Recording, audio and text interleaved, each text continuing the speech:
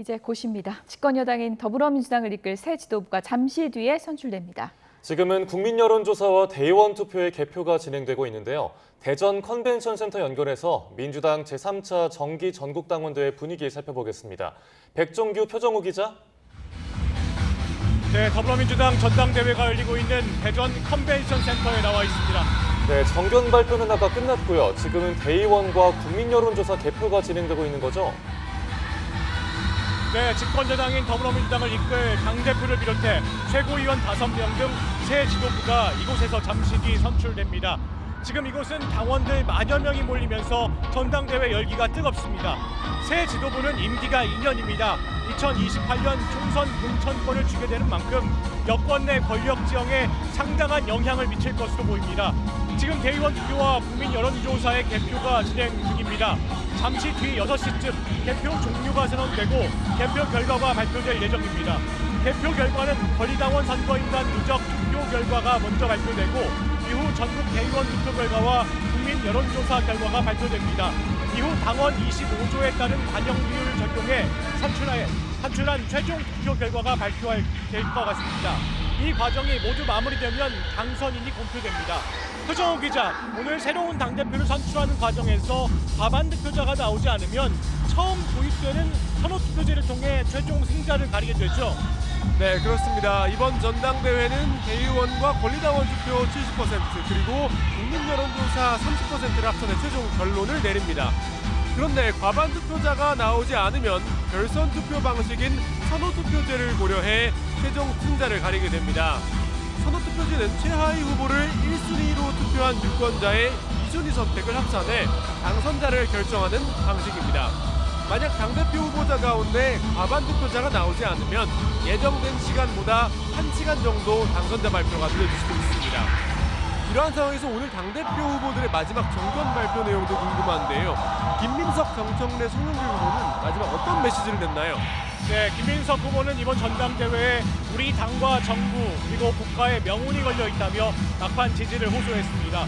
그러면서 개인의 선거가 아니기 때문에 절박하다면서 대한민국의 황금시대, 민주의 황금시대를 열 수 있는데 당청 관계가 흔들리고 있다고 언급했습니다. 그러면서 이중당적, 유형당원, 비자발 입당도 차차 정리될 것이라며 친청계를 겨냥했습니다.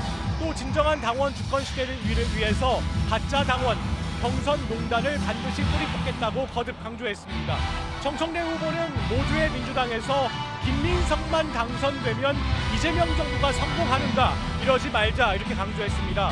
그러면서 우리부터 단결해야 한다며 12상 비상계엄 그날 밤으로 돌아가 우리가 똘똘 뭉쳐야 한다, 갈라쳐서 공격해서는 안 되겠다 이렇게 강조했습니다.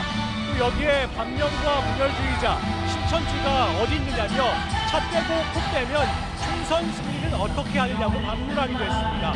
송영길 후보는 주로 정청래 후보를 겨냥했습니다. 정청래 후보의 연임은 위험하다고 판단한다며 잘한 것도 있지만 근본적으로 지방선거와 보궐선거에서 실패했다며 책임론을 제기했습니다. 이재명 대통령은 영상 축사를 통해 새로운 지도부를 중심으로 다시 하나로 똘똘 뭉쳐야 한다고 강조했죠. 네, 그렇습니다. 이재명 대통령은 민주당 전당대회에 영상으로 축사를 보냈습니다. 그동안 민주당답게 치열하게 토론하고 경쟁했지만 오늘부터는 새로운 지도부 중심으로 다시 하나로 똘똘 뭉쳐야 한다고 강조했습니다. 또 민주당은 하나일 때 가장 강했다고 언급했는데요. 이어서 더 나은 나라를 바라는 절박한 마음이 있기 때문에 민주당은 앞으로 더 강하고 더 유능한 정당으로 나아갈 것이 분명하다고 덧붙였습니다. 문재인 전 대통령도 영상 축사에서 전당대회 경선 과정에서 나타난 갈등 양상을 두고 우려의 목소리를 냈습니다. 그러면서 경쟁은 자연스러운 것이지만 경쟁이 당을 분열시키면 안 된다고 밝혔습니다. 새롭게 출범하는 새로운 지도부를 향해서는 민생 안정에 모든 역량을 집중해달라고 당부했습니다. 결국 그러면 이제 지금까지의 판세도 알아볼까요? 김민석 후보가 권리당원 투표, 즉 당심 경쟁에서 승리하며 결승선에 한 발 더 다가갔다는 평가가 나오죠. 네, 그렇습니다. 김민석 후보가 비중이 큰 권리당원 투표에서 절반 가까운 표를 확보했습니다. 다만 대의원 투표 그리고 국민 여론조사가 막판 변수입니다. 김민석 후보 누적 득표율 49.91%로 41.51%를 기록한 정청래 후보의 8.4%포인트 차로 앞서고 있습니다. 송영길 후보는 8.58%의 득표율을 기록하고 있습니다. 지금까지는 승리의 무게추가 김민석 후보 쪽으로 기울었다는 평가가 나옵니다. 김민석 후보와 정청래 후보 사이 양강구도 양상인데 김 후보는 과반 승리를, 정 후보는 대역전극을 노리는 상황이겠군요.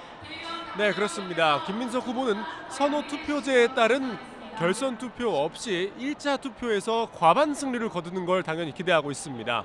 당원 투표에서는 과반에 육박하는 득표를 했고요. 친명계 국회의원 다수 지지를 받고 있는 상황인데요.